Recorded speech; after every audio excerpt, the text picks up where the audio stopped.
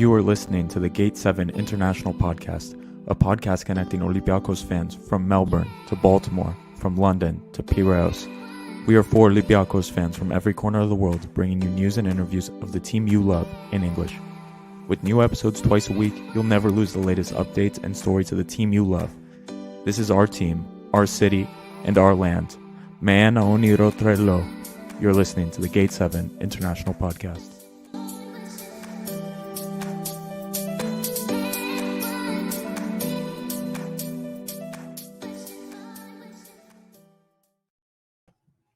Hello, and welcome to the Gate 7 International Podcast, your official English source for all things Olympiacosfc and Greek football.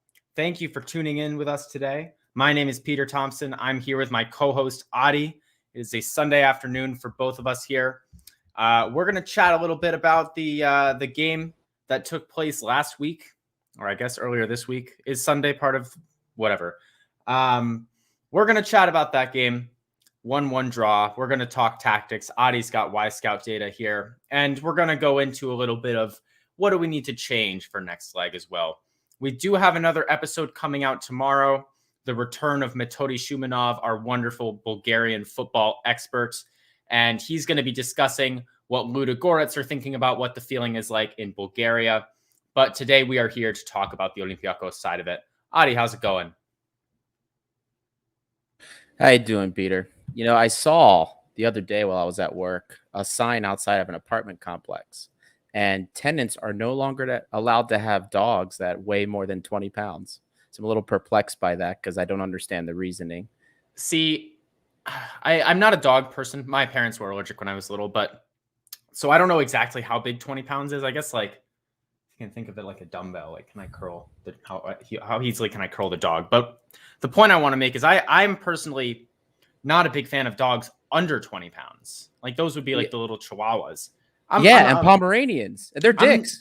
If it floats your boat, that's good for you. I have some friends who have the little dogs and love them, and that's good. But me, I want a big boy that, is just a big boy that you can give a hug and, Me too.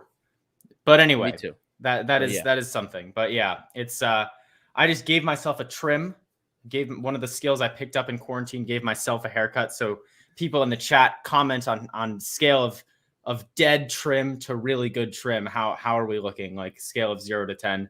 Feel free to be honest with me in the chat. I'll take some pointers and feedback, but I know this bit is the green screen's also not being kind to me here. But anyway, so Adi, let's get into it. We do have a couple things we want to announce before we do really get into the meat of the podcast here.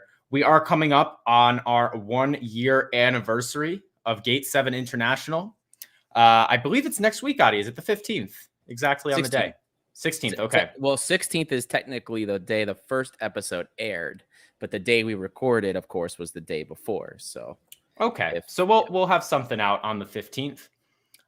We're thinking maybe boozing with the boys, part 3, I believe. That's a thought that's been floated in the air. George will, of course, be in attendance if we can get that to work. So we'll see about that. We're thinking about some things. Another chance for us to massage our egos after our 100th episode, and we gave ourselves a good massage of the ego. So we love stuff like that. Keep your eyes out for stuff on social media, Gate7INTL on Twitter, Instagram, Facebook, all that stuff, if you would like to learn more. And then, as always, Adi, what's the deal with the HEPA? What's going on in a HEPA right now?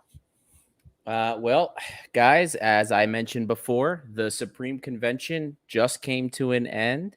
So a new year of philanthropy and Hellenic defense is upon us. So there are new scholarship opportunities, new opportunities for all current and new members and their children. If you're going into school, take advantage of some of these scholarship opportunities. If you're younger, we had some younger listeners asking about a HEPA. And by younger, I mean like under the age of 23.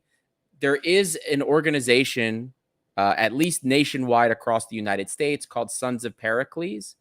Sons of Pericles, it's if you're a younger adult, obviously, something you can get involved with and do a lot of fun things as well with the Young Adult League or with various other Sons of Pericles or Maids of Athena chapters. Sons of Pericles is for young Greek men, and then Maids of Athena is for young Greek women. And then obviously when you get older, you can join AHEPA, the Brotherhood of AHEPA, or the Sisterhood of the Daughters of Penelope. So all great things that you can get involved in. And as the new year gets started, a lot of great opportunities for students and everybody else to get involved and get some great scholarships. Hell yeah. There we go.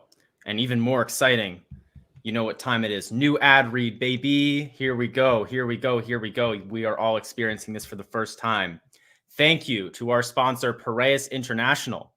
Piraeus International is your one-stop shop for all of your international transshipping needs. Whether you're shipping olive oil, packages, cars, or relocating completely, Piraeus International is here to help. Freight forwarding services are available to almost any port around the world, whether you're in North America, Europe, Africa, Asia, South America, Australia. Adi, are they working on Antarctica? We have to ask that question. Maybe some researchers down there. We'll have to get back to you on that. But anyway, whatever you need, just contact our friends at 410-675-4696 or send them an email at sales@piraeusintl.com. So there you go, guys. Piraeus International. Adi, we do have a couple news points we want to get over. First and most importantly, we do want to just address last week, including when the game was going on, some terrible, terrible things were happening in Greece. Some fires that were really devastating large parts of Athens and ultimately large parts of the country as a whole. There's a whole lot of stuff going on with this. Obviously, many people are feeling the effects of this, and some other countries are providing support. But we just want to express our thoughts and prayers are with all of the people of Greece who are affected by this terrible tragedy. And the club as well, I believe, has put some money into philanthropy, into supporting these people, which is very nice of Mr. Marinakis to do that. But we are just all of our thoughts and prayers. We're just hoping that those people can find relief that they need and that this can end quickly. And we have shared on our socials, guys, multiple organizations, multiple vetted pages that are actually donating to the cause. On our Instagram, we have a couple of stories and links to some pages that a couple that are selling merchandise, and they're donating 100% of the profits to NGOs that are helping with the fires. The Hellenic Initiative is also doing something similar. They're accepting donations. That is an organization that I have dealt with personally myself, both through AHEPA and otherwise. They do great work. They've always done philanthropic work with various crises, including the recession in Greece, as well as with entrepreneurial development. So check that out. There's plenty of goods of vetted charitable causes for this. So check our socials. They're all on there, and you can donate directly. If you miss those posts and you don't know where to go, just DM us and we'll send you the links ourselves. Yeah, there you go. Please, we all can do something, and every little bit helps. So if you have a little bit to spare, there's some stuff that we shared, as Adi said. So really hoping that this can get fixed and everyone is affected as little as possible. Back to football news, we do have a little bit of a coefficient update with some of the other games that took place last week because PAOK lost to Bohemians and we drew. Denmark have now passed us on the coefficient, Adi. So we are sitting now in 20th. Denmark go up to 19th. Now, Adi, what does this mean? Because we've been really chasing this number 15 spot. It's obviously not great that another country has passed us, but do you have any other comments to make on the coefficient here? It just goes to show that it does get worse. Our number can drop. We didn't think it could get further. Technically, we did finish in 20th at the end of last season. But then, of course, the 5-year coefficient updates when the new season starts. And we went back up to 19th because a couple of countries lost really good years on their coefficient, their 5-year coefficient average. So, but now we're back to 20. Now, it doesn't get any worse in terms of our number of berths, our number of positions in European competition. We could go to 30th and we still get one person in the first round qualification of Champions League, and three teams in European Conference League. So that doesn't change, but it sucks because we want to move up to 15 to get not only more teams in Europe, but in better seedings, in closer to the group stage. It's sad. We're not going to waste a lot of time on this because it's already something we've beaten. What do they say? Beat a dead horse. It's a dead horse we've beaten over and over again. So we're not going to focus on that. But besides that, in more positive news, guys, there is a giveaway going on our Instagram page. So if you haven't done it already and you're interested, it is a solid new home kit. It's a great giveaway. It's our first giveaway as a podcast, so we're really pumped about that. The rules are easy. If you don't follow us on Instagram already, follow us. In the comments, tag 2 friends. And I think that's it. It's as easy as that. And you're going to be entered to win potentially a home kit. And I think that's it. Now, you can only get one entry, so you can tag multiple people. We've had people tag lots of people, and we thank you for that, but it still only gives you one entry. We will announce the winner next Sunday, on the next Sunday episode, I should say. Yeah. And just to clarify, I think the kit, correct me if I'm wrong, Adi, is a medium. So, obviously can't please everyone here, but, it's always nice to have an Olympiacos kit. Zaferop 05, you're just in time. We have not talked about the game yet, and we're just about to get into it. So, Adi, the first thing I want to say is changes are needed. I think we can all say that pretty confidently. I think most of the fan base agrees with that.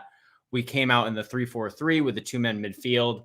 To me, the two big things were the midfield looked really overrun. And maybe that's just because of personnel, but, it seemed as if we had a bit of trouble, holding down that part of the pitch. And then also I would say El Arabi has to play instead of Hassan. Those are probably two things that I would change right off the rip. But Adi, you've gone through the data, so I wonder what your perspective would be here. Muted. Sorry, I didn't realize I muted. Rookie mistake. But yeah, the data kind of already showed more or less what we expected. Now, as far as the context, there is some context that is worth bringing up. Some things may or may not surprise you guys with respect to what did and didn't happen. Now, as far as what we did see, look, the 3-4-3 against teams that are going to sit deeper on us, it's not a good idea. This was a game where we needed to clog the midfield, and we didn't, and we paid the price. And the data shows that.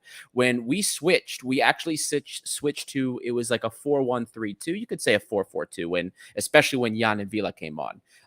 Jan and Villa was the lone pivot, and then we had 2 midfielders ahead of him with the wingers pinched in, plus we had our 2 forwards.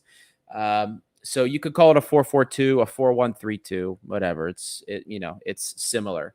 But when we clogged the midfield, we saw that things changed. So obviously tactically, I believe that we should be stacking the midfield more. I don't think we should be relying on the 3-4-3. That's me personally. But I'm not going to also say that the formation was the only problem. There were other structural issues. There were other issues with the team that need to be addressed. And first and foremost, Peter, and you commented on this yourself when we were watching the game together in the group thread. Better movement is needed in the midfield when our center backs have the ball. How many times were Semedo, Ba, or Cisse caught and they would have the ball and there's nobody moving to space? And okay, it was ridiculously hot. Moving all the time is tough. But at the very least, where were the options? You know what I mean? You had Madi and Koundé sometimes stuck so far forward, there was nobody. And I didn't remember seeing too many issues with our wing backs dropping back. But if they're dropping back, it only takes one person pressing the ball to move a little bit more to the side and cut the lane away. Then you have the midfield wide open, but nobody's there presenting themselves. That's a huge problem. Huge problem. And without that movement, how are you going to get the ball moving forward? Now, this was also reflected in the data because in the first half, we had attempted a total of 211 passes. Now, of those 211 passes, Peter, how many do you think were forward passes? I'm going to say 50%. Not even close. 61 passes. Not even a third of our passes were forward passes. Now, look, contextually speaking, this isn't weird if somebody's packing the box, but we saw that the majority, and it's usually like this, that the majority of our passes are lateral passes. And we had 61 forward, 36 backwards. But most of the problem was the restarts, the lack of movement in the midfield. This is what happens when you don't pass and move well, or you don't have enough bodies, enough people moving off the ball to create those options. And that's a huge problem. So regardless of whether we run a 3-4-3, a 4-2-3-1, or a 4-3-3, or a 4-4-2, this is going to be a problem. And the second thing, aside from the possession and the lack of movement in the midfield, Peter, our execution in the final third has been abysmal. And it's not just in this game. It's been pretty bad. We saw it in the friendlies. I mean, this was the last year problem as well, Adi. It was.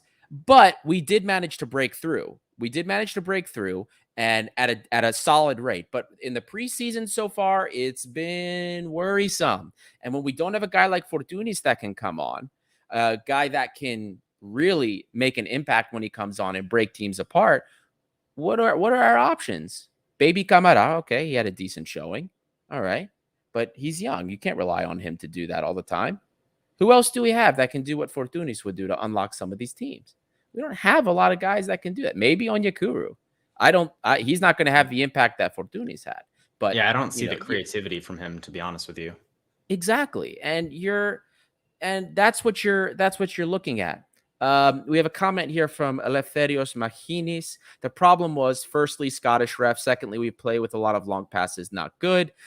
Look, we talked about this before. I'm not going to disagree that the ref was shitty, but that's not why we drew this game. That's not the reason. Yeah, he had some terrible calls, both ends, especially the Hassan, the elbow. Hassan's bleeding, and he gives a drop ball out. Like, what? Terrible. But that's not why we drew this game. We drew this game because we were poor. And yeah, hero ball is not good. We played a lot of hero ball, and I think that was more out of desperation. But the execution in the final third, it's not just, our shots were shit. We weren't making a lot happen when we got the ball. The problem was the final ball, the final pass before a shot was made, and the shot was terrible. They were bad. They were really bad. Look at our crosses, all right? So traditionally, guys, and this is, if we go back the last 8 years with our data, almost every season, Olympiacos tends to connect almost 40% of its crosses, right? That's pretty good. That's pretty good. I mean, a lot of teams do that. It's a good figure. So against Ludogorets, we had 29 crosses, guys. 29. That's a lot of volume, a ton of volume. But we only connected 8. We connected 8 of 29 crosses. That should go to show you how shit our delivery was, or how few people were actually able to get on anything in the box, because it goes both ways here. That's a 27% conversion rate. That's terrible. So, I mean, obviously, look, you're not going to get everybody getting their head on everything or even getting it on goal, but you want people to at least connect and at least get something on it. Oleg in particular, guys, you saw the stats that we sent up earlier that we put on our socials. Oleg had 7 crosses, but hit 0 heads. 0 heads. 0. That's unacceptable. I looked across Europe to find a game where another player, wingback, winger, I didn't care, that had 5 or more crosses and didn't at least connect one. I couldn't find one in the last calendar year. I couldn't find one. That is horrible. So we've always talked about Martin's values, volume over accuracy. He just wants, it's Moneyball with the respect. He just wants to see that there's stuff going in there, because if you have enough, something's going to turn up. And that's true to an extent, but we can't have more games like this. 30 crosses, you're connecting less than 30%.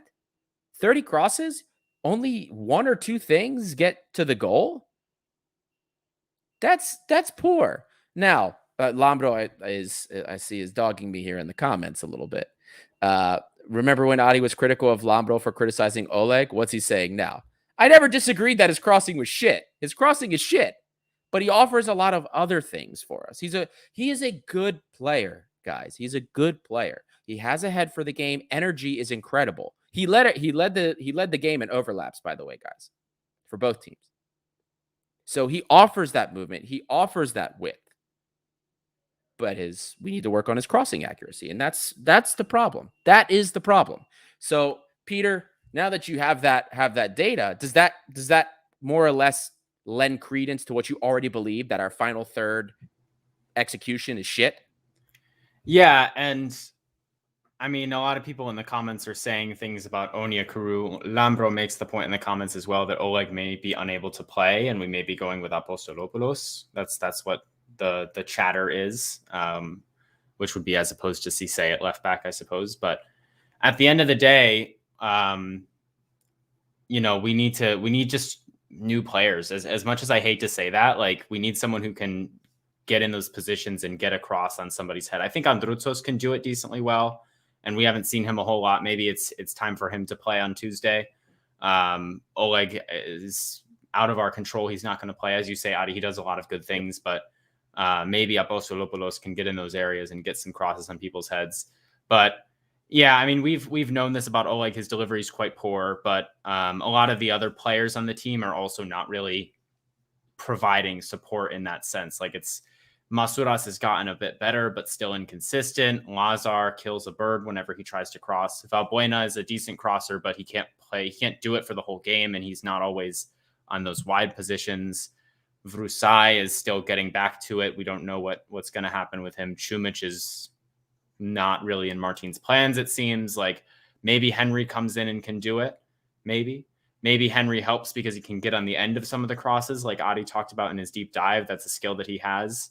But I really think it's, as you said, Adi, like, Oleg is the main culprit because, like, as you said, that record is just ridiculous. But the rest of the team, we have to take a good look at all of the personnel as well. And when you see that, you realize we're putting out teams of players who aren't really doing it technically. And maybe that's just a personnel switch that Martins needs to make, not even necessarily a formation change, just new personnel that can, more effectively convert crosses. That's a really good point. And then this comment from Vascor here, plus the fact that we don't have wingers capable of creating something. Exactly. So this all together, it sucks because this is not good to help you establish width, because you have to establish width on teams that pack the box in order to get the defenses to come out. You need to expand the line, right? Because the more they pack the box, the harder it is for us to get in. And then all of our shots are coming from 20, 25 meters out. That's not good. So you need crosses to come in to force defenders, especially if they're good crosses, to force defenders to come out to pressure them so that they're not good crosses. Then you also need people out on the wing that can actually take players on, guys like Vrusai. Maybe Onyekuru will be able to do this. People that are dynamic, because then again, now you're forcing the defender to actually come play you, or you're forcing a double. You're forcing two defenders to come out, especially if you're more dynamic, to stop the threatening areas, stop the threatening guys. This all helps you break down these buses. And when you don't do that, or when you don't have good crosses, they're just going to keep doing what they're doing because you're not threatening. It's as easy as that. And this is, Adi, this is like kind of why I think we might benefit from signing another winger. Like, Onyekuru, obviously his best attribute is those runs that he's going to make, and potentially, pairing up well with Koundé and Mvila, who have an eye for those passes. But, like, I wouldn't mind bringing in someone who's a bit more like technical, maybe like a Brazilian style player who attracts a lot of attention when they have the ball, even if, we're probably not going to find a player who's like incredible dribbling rates and gets by their defender at a really efficient clip, but someone who can draw that attention and maybe allow for good pairing with a fullback on either side of the pitch would be something that I'd be interested in bringing in. I know the big thing is we need a left back in, but I also think another winger would help, even with Henry. Yeah. Look, we also need another right back. Let's be honest here. It's a weird situation. It's a really weird situation. But there's a comment here. Agielosiopis, Tsimikas did some good crosses. Not going to lie. Yeah, no, Tsimikas was a great crosser of the ball. You know who else is a really good crosser of the ball? Kenny Lala. The first instances in the game, or I should say the first threatening chance Olympiacos had of the game, we had 2 back-to-back Kenny Lala crosses that hit targets. This was from the left side as well, no, wasn't it? And from the left side, yeah. Kenny Lala is a great crosser for the ball. Also, he has really good set pieces, Valbuena-esque. Why the hell isn't he taking set pieces when he's on? I mean, look, here's the reality of the situation. Look, we have gotten comfortable with Adroutsos playing on the right, out of position, because in a league where we're playing against park buses, he offers energy, overlapping ability, some skill. But we've kind of seen a little bit that in European play, he can get exposed. He's not a natural defender.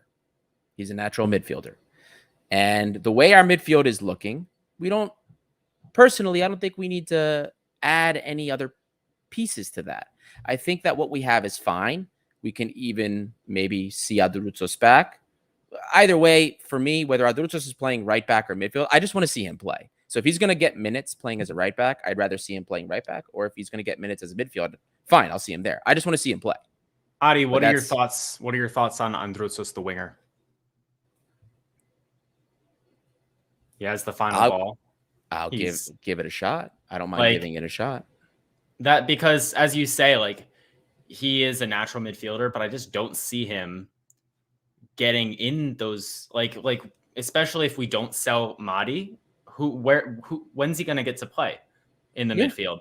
Well, maybe as a number 10, maybe, but like in summary, I think he's a right back. If for as you say, Adi, like the games when we need to attack more against teams in Greece or whatever, but I maybe see him more as a forward player, as a number 10 if Fortounis can't play, as a winger if we don't sign anyone else, and he can just sit there and cross.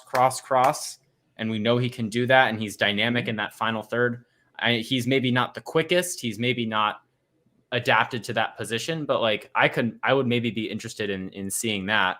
But going back to the right back situation, because I don't know if we've said it on the podcast, but George Baldock is a name that's been hanging around the press. He's an English, but also technically Greek, has a Greek grandfather, one of those things. So possible Greek international. There's a connection there. He is uncapped, so he could get the paperwork and play for Greece if we wanted to. He plays for Sheffield United. He's a decent player. I've not watched a ton of him, but they got relegated, so he's in the championship now and kind of looking for a move. I believe, Adi, the word is that he's expressed interest in playing with us. Yes. But it makes an interesting situation. I'm a big Kenny Lala guy. I will acknowledge he's not been everything that we have dreamed he would be. But I'm not necessarily ready to entirely give up on him. And with those 3 players, Baldock, Androutsos, Lala, basically what's going to happen is either somebody's just going to be on the bench and not play, which would be sad, or maybe Androutsos goes and plays up further elsewhere on the pitch, and Lala and Baldock battle it out and rotate or whatever. Or maybe Kenny Lala gets sold. I don't even know. But like the only reason I'm hesitant with Baldock is because I still believe Kenny Lala can maybe do it. I want to give him maybe a bit more time. And I feel like this move might end up with just Kenny Lala not playing and getting sold for pennies at the winter transfer window.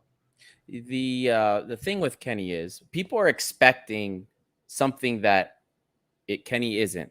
He's not a winger that's going to beat guys one-on-one. He's not like a wing back like that. We said even on the deep dive when he came in, he is a defensive fullback first. He can get forward. He's going to use his physical attributes to get forward and whip a nice cross in. He's very accurate, but that's the type of, he's not going to beat guys one-on-one. He's going to connect well. He can do interplay. He didn't see a lot of that context with Strasbourg because he wasn't playing in a defensive counter. And this is what he is. Like, people are expecting something that he's not. And they think that they're going to get something else. That's not the case. If Kenny Lala is going to be the better in the group stage, if we make it to the Champions League group stage and we're on the defensive against these better teams, that's where Kenny Lala will shine. I promise you guys that, because he's a better defensive player. We need somebody that's better for breaking teams down. Another comment from Eleftherios Machinis. Leonardo Koutris, guys, stop dreaming. He's not coming back. I don't know what happened between him and Martins, but he is not in the plans as long as Martins is head coach. This is not happening.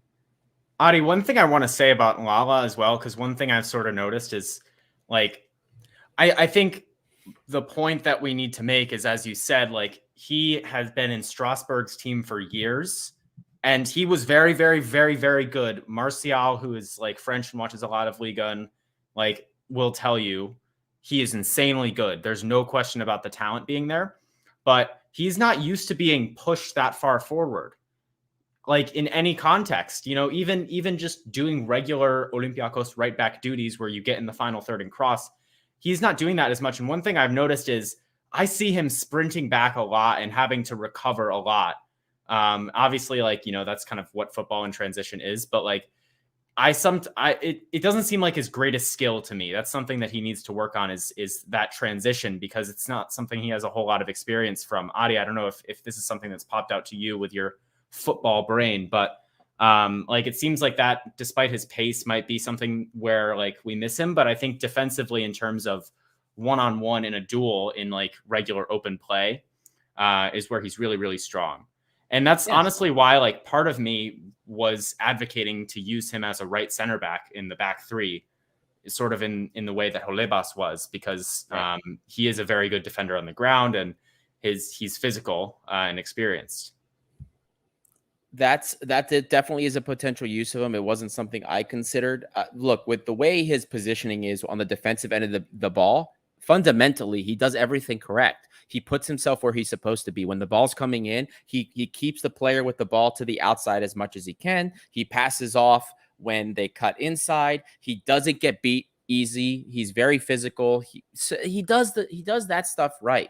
But again, because he's not flashing, he doesn't do step overs going forward, and he's not like the fastest guy in the world. People are like, oh, he's a terrible wing back. He's horrible at right back. Terrible. He's playing terrible. No, that's not the case. That's not the case. And I know we got off on a tangent here.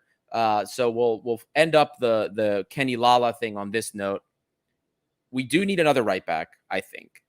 I do think we need that, like, another actual defensive right back, and we need to play Adrutos a little bit more forward. So that'll be my final thought before we go back into kind of what went wrong with the first leg with Olympiacos. Peter, what are your thoughts? Same. Do you agree about the right back? I think it probably helps, but I would do so under the assumption, I guess, that Andrutsos will still get to play and elsewhere. Because I think I swear he can be a good winger on either side. And he played left wing like once last year, I think. Yes. And maybe as a substitute. Yes. But I think he can do it. Me too. So if Martins believes that, then I think signing a right back is a great idea. If Martins doesn't see Andrutsos in another role, and we're just going to have three right backs, and one of them is not going to play a whole lot, one of them is not going to play at all. Yep. And whoever that ends up being, it's kind of a waste of a player. It's bad for the player themselves. So I would want to make sure that we can still, because these are, Baldock, hypothetically, Andrutsos, Lala are all very talented and deserve to play. And it would be a waste if one of them just rots on the bench. So I would say, sign a right back under the condition that Andrutsos goes and plays somewhere else. Yep. Aguilo, hold on to this. Aguilo saying we must play four at the back. We are going to really get into the difference between the 3-4-3 and the 4-4-2 from last game in just a few moments.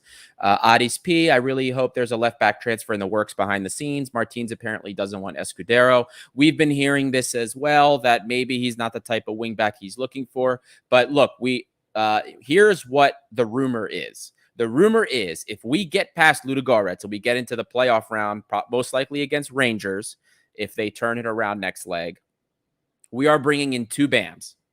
One will be a left back, and one will be a winger, another winger. So this is what we're hearing as far as that rumor is concerned. And then lastly, Alexander El Ghazar, we're going to put the nail in the coffin on the Lala talk. I think we should give Lala some time. The reason he wasn't great last match is because he was playing as a right wing back. He is a solid right back. Yes. Thank you, Alexander. And Adi, just one more comment about the transfers before we move on. I know we're being very vociferous today, but Martins doesn't want Escudero. I believe it. I haven't seen the report myself, but I'm sure that's something that's been in the press. Pedro, we don't want to wait till the last day again, okay? I know we've got a little bit of time, but be careful about being too picky because we don't want to end up forcing a move for Ruben Vinagre who doesn't want to come at the last minute. Okay? So, yep. Let's, you take the best that's available. Last year, we spent all this time striking out on players, not picking up players because we didn't want them, and we got screwed. So let's figure it out, and let's remember the mistakes that we made last summer, even though it was a weird summer. That's all I'm going to say about that. Get us a left back in. No, yeah, and we don't, or getting stuck with a 37-year-old running him into the ground every day. Right, who was supposed to not play, by the way. Yeah, and did much, much better than we expected, and was actually like a godsend in the sense that, like, it could have been a lot worse. Exactly. That's all I'm going to say. Anyway. Oh, go ahead. You could get. Lambro just says, "What is Martin's criteria for fullbacks? Garbage. Get Escudero in." We agree. I'm there. I was a fan of Escudero. I mean, I know that he's like a little older now, but I think he'd be perfect. He's not a bad age, really. For a couple of years, he can do the job. Jose Olivas was 37, especially as a stopgap. Until Apostolopoulos gets up there. Man. Come on, is he that bad? I don't. Anyway, moving back to get to the Y Scout here. We're getting into that, but moving back, kind of refreshing everybody what led us into that tangent. It was what went wrong. We talked about the bad movement in the midfield when the CBs had the ball. We also talked about our poor execution in the final third. Well, there was one more thing that went wrong, and that was fucking Hassan. Hassan was garbage, absolute garbage. He's been garbage this whole preseason. So I have some data for you guys for Hassan. So far in preseason, okay? So in the 3 Champions League qualifiers that we've played, Hassan has had in 3 games an expected goal differential of 1.3. So whether you think that's good or not, he should have at least 1 goal in 3 games, which is good. I mean, if you score a striker a goal in 3, that's not bad. That's a decent conversion rate, right? So he should have, with the chances he's had, 1.3 XG. Now, here's something that XG doesn't measure, right? Remember, you only get an XG metric if you actually take a freaking shot. It doesn't count for all the times he gets the ball in the box and does nothing with it. He penguin waddles with it while he's trying to dribble past the defender, or he just can't settle it, whatever it is. So in the last 3 games, the last 3 competitive matches, the last 3 UCL qualifiers that Hassan has played against Ludogorets and Azerbaijani champions, 6 shots, 4 of which have been on target. It's pretty good, right? At the side of that, he's had 14 opportunities in the box, 14 chances where the ball has come to him, regardless of what he did with it. 14 opportunities. 3 of those he couldn't properly settle it. 11 touches where he had possession of the ball. 11 touches, guys. So he had 11 times where he actually had possession of the ball in the box. 11. I don't know if you guys realize, but when you check other strikers that have this type of volume score a lot. They score decent. Even if it's bad, they're scoring at least a couple goals, a couple of them, right? Even the bad ones. If they're getting 11 touches in the penalty area.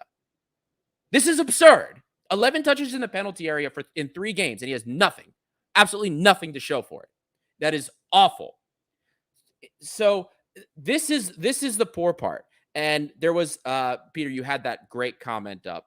I think, was it from Vascor? Guys, we have to score if we want to get past to the next round. Only El Arabi can do it.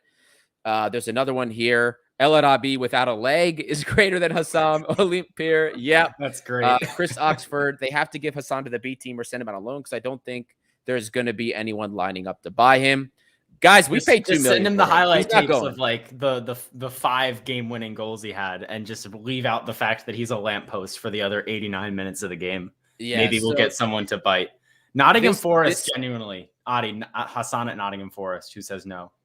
Yeah, we should sell Hassan. I don't know why Martins is playing him. Look, guys, if Tiquinho was healthy, he wouldn't. If Tiquinho was healthy, he probably wouldn't. He'd be a 3rd string striker. Here's the thing. Hassan has bailed us out. We have to recognize that. He had a great season last season. Frustrating because we saw some of the dumb shit he does, but as long as he was converting, as long as he was converting those chances, it's okay. All right, we accept that. But he is, Zafirov, you hit the nail on the head right here. He is a sub, just that. And he can't run an offense. He doesn't have that. Look, guys, El Arabi, in less than half the time on the field when he got subbed on, had the same, if not more, impact than Hassan. Same touches, same passes. In fact, more production, right? Because he actually created stuff.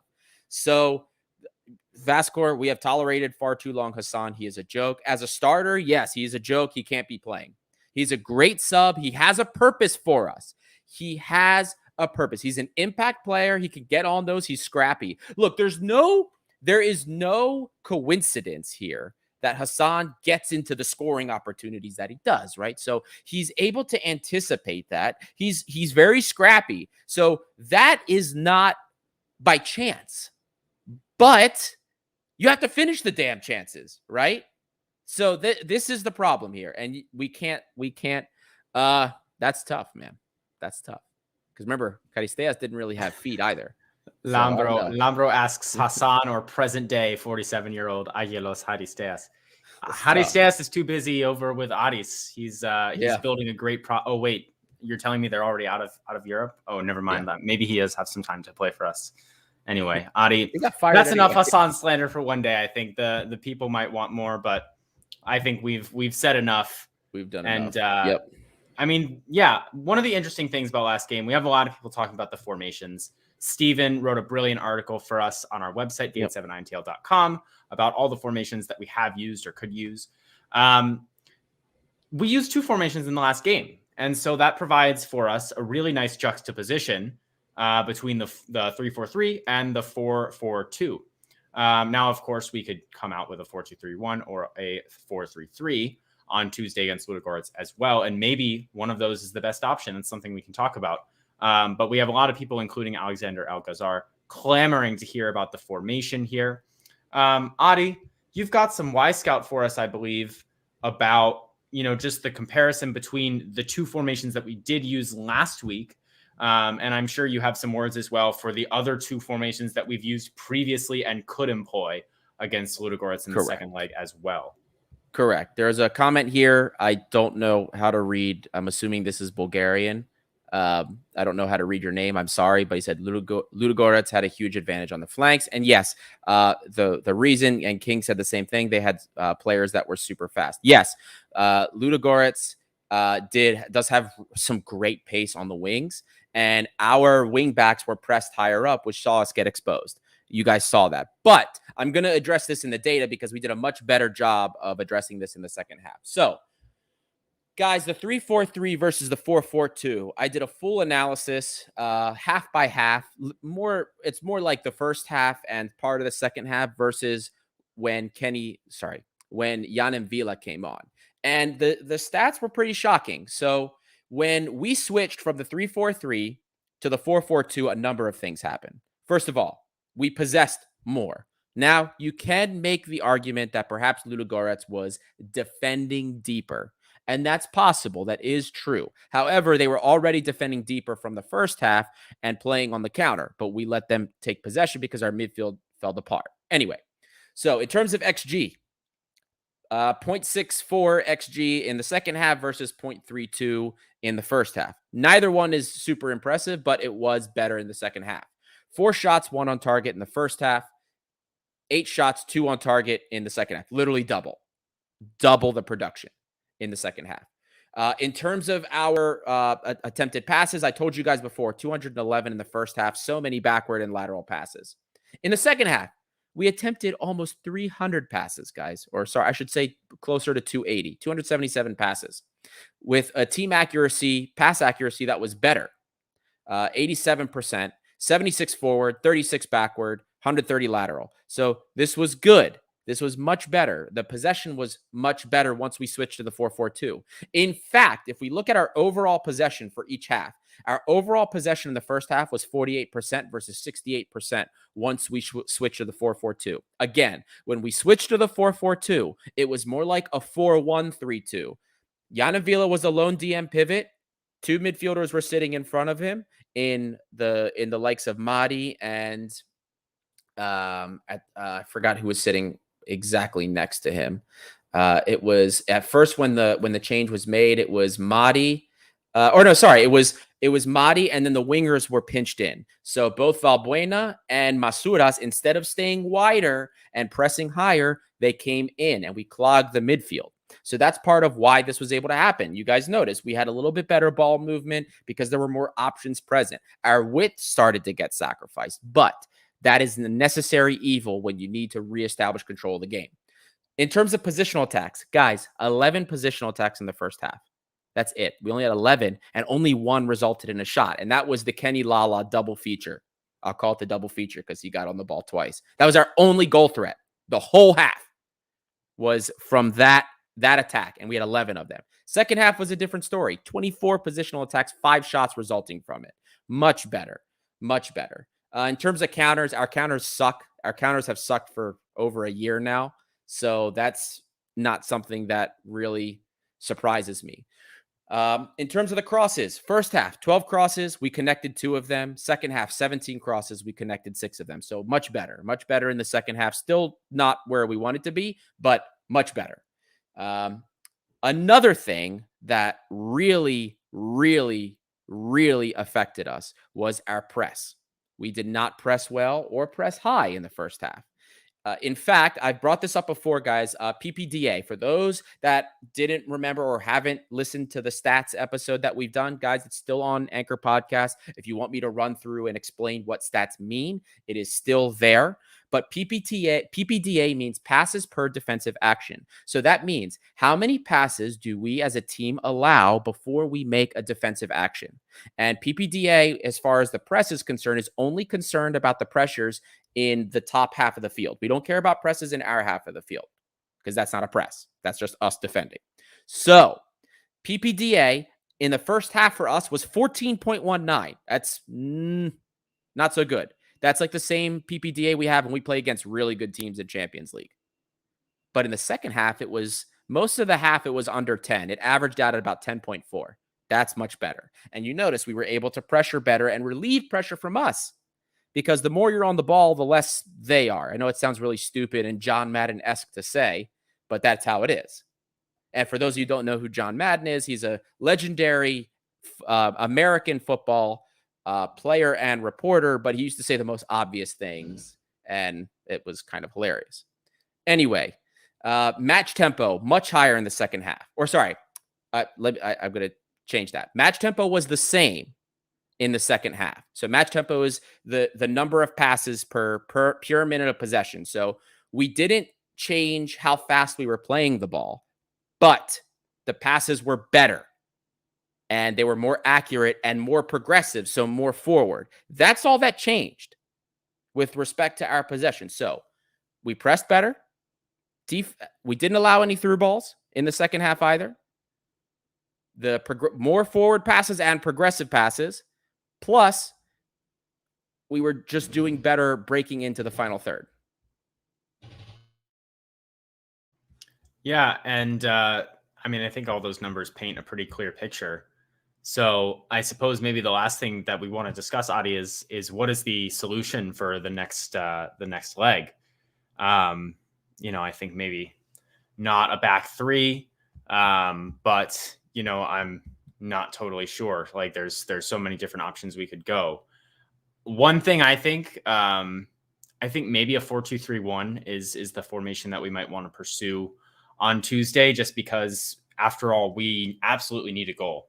And we have the players who can do it if we just play the right personnel. So for me, I want to see El Arabi up top and, Hassan nowhere near the starting 11. Maybe he can come in if we need a set piece in the last couple minutes of the game.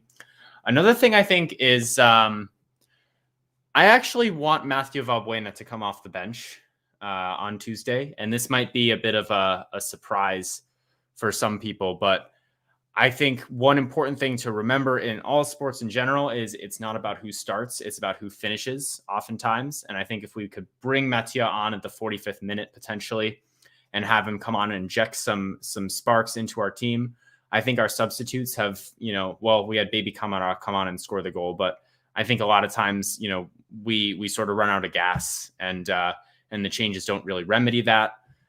So I think maybe starting Baby Camara and leaving Mathieu on the bench might be an option. And then I guess that would leave Masouras and maybe Vrusai on the wings.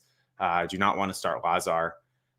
We probably would, still have to do that 2-man midfield, but maybe Camara and Villa would be healthy enough to hold that down, or maybe Koundé could come in. I believe Bouchalakis is still going to be unavailable.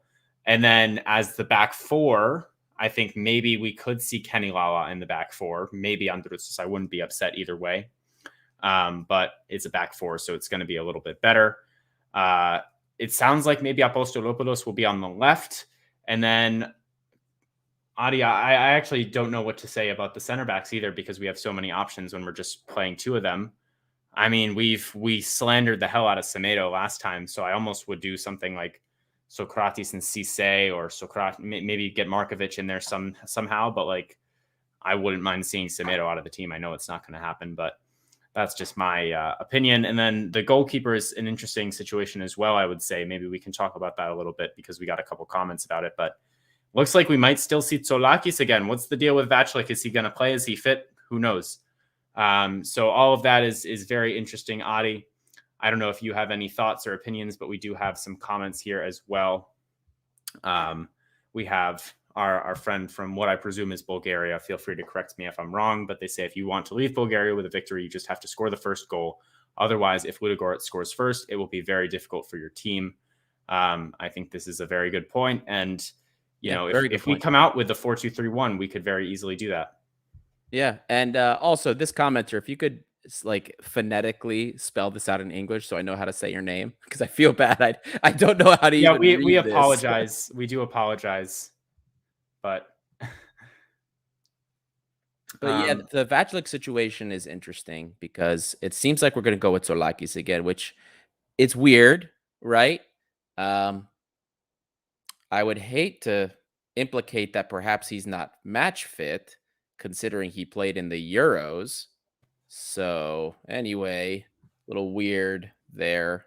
But yeah, I mean, look, whatever happens, I think I'm confident Tsolakis did quite well. We also somebody posted a graphic. I think it was Theo Ioannidis posted on our Twitter and tagged us the picture of the free kick. And yeah, literally, like, everybody jumps in the wall except for Hassan, and the ball goes right over his head. Had he jumped, he hits the ball, and Tsolakis, that goal doesn't go in. So,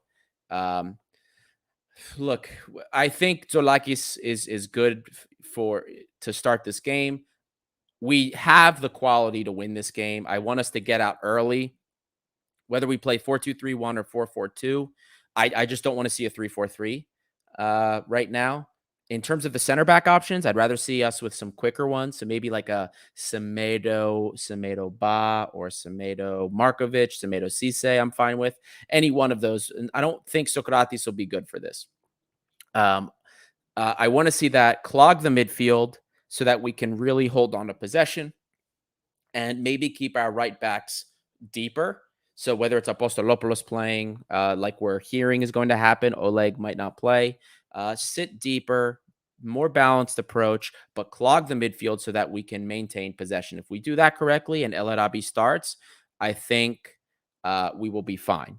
I would prefer to see, if we run a 4-4-2, I would prefer to see El Arabi with, big man, little man, El Arabi and Valbuena next to him.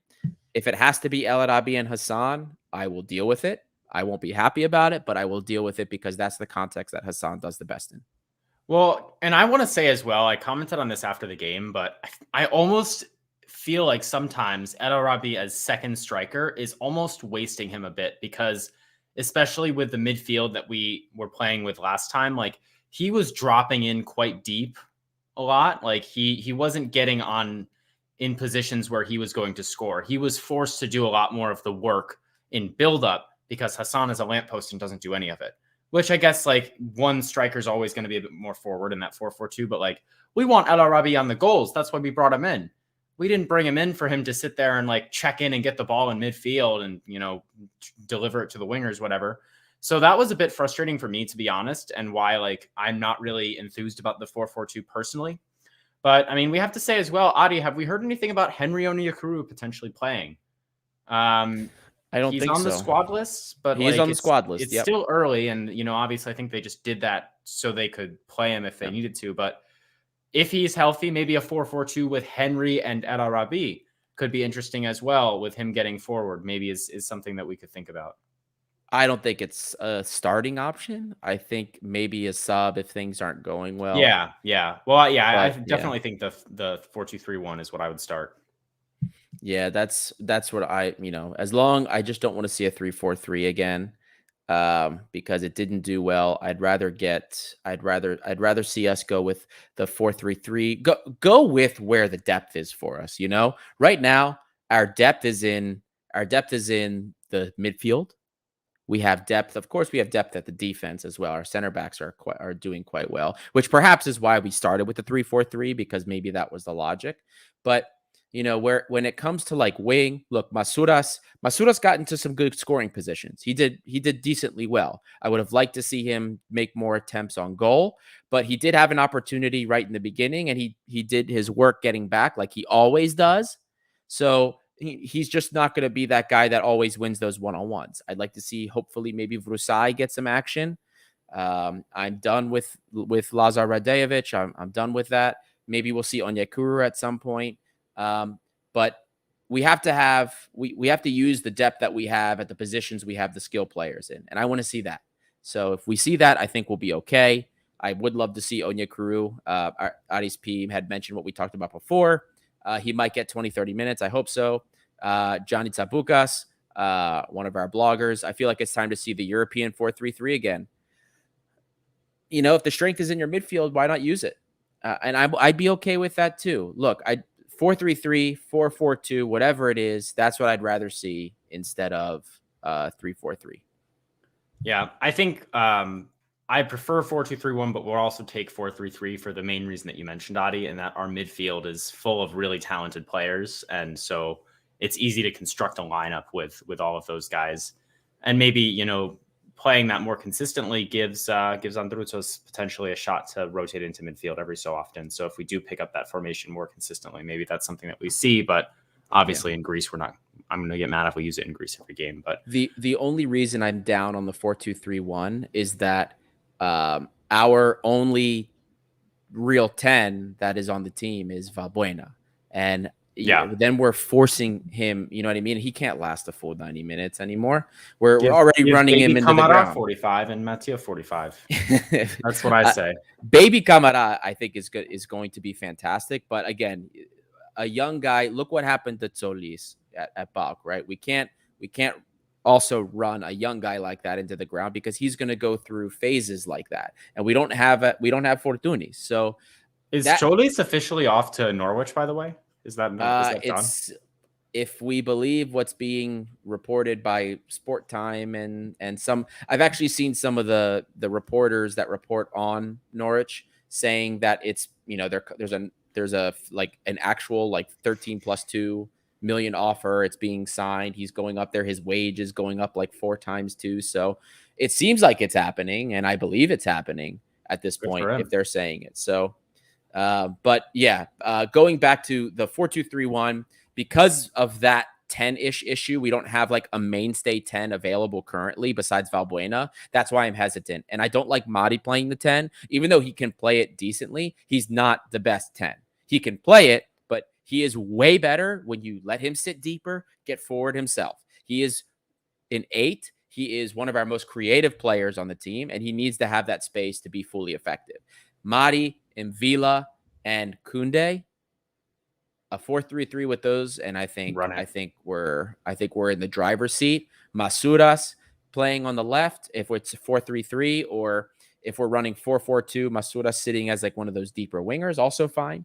And then on the right side, whether we roll with somebody like Vrusai, or whether we do 4-4-2 and it's Valbuena and El Arabi, I'm good with that as well. Or a 4-3-3, Valbuena's an inside winger. I'm okay with that as well. So I think this is what we need to go with. But we have to learn from the mistakes we made, which was we gave up midfield space and we gave up the midfield battle, left too many gaps. Can't do that again.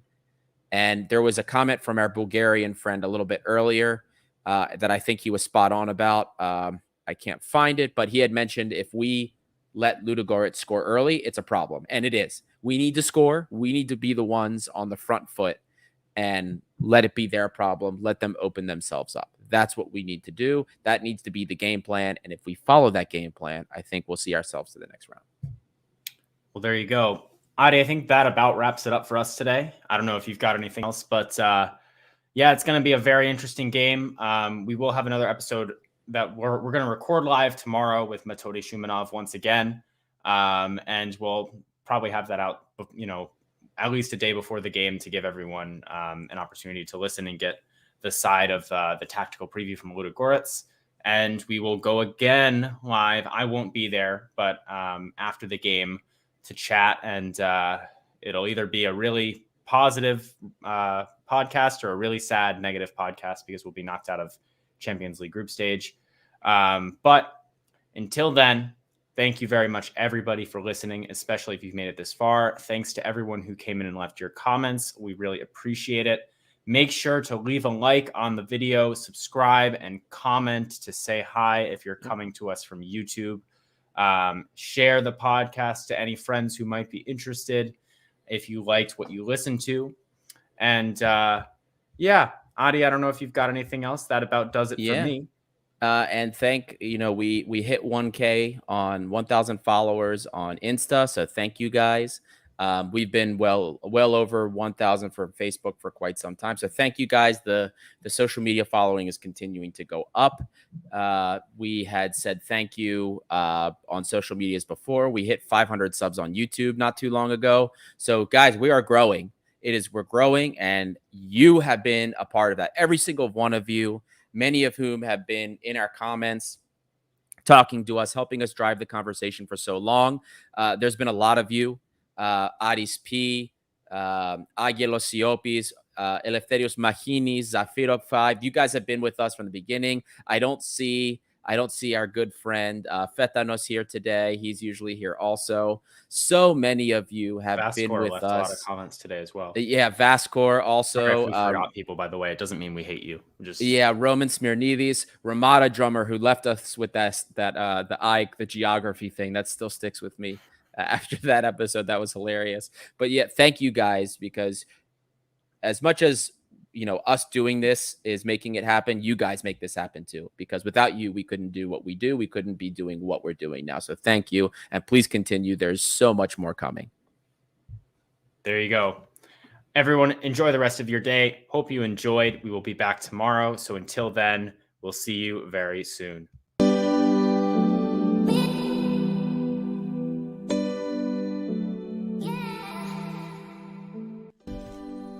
You just listened to an episode of the Gate 7 International Podcast, a podcast connecting Olympiacos fans from Brussels to Tokyo, from Toronto to Geneva. We are 4 Olympiacos fans from every corner of the world, bringing you news and interviews of the team you love in English. With new episodes twice a week, you will never miss out on the latest updates and stories of the team you love. If you liked what you heard, make sure to follow us on social media at Gate7INTL. Give us a subscribe on YouTube, or even leave a review on all our podcast channels. Until next time, this is our team, our city, and our story. Θρύλος είσαι. Στο μυαλό κάτι μαγικό.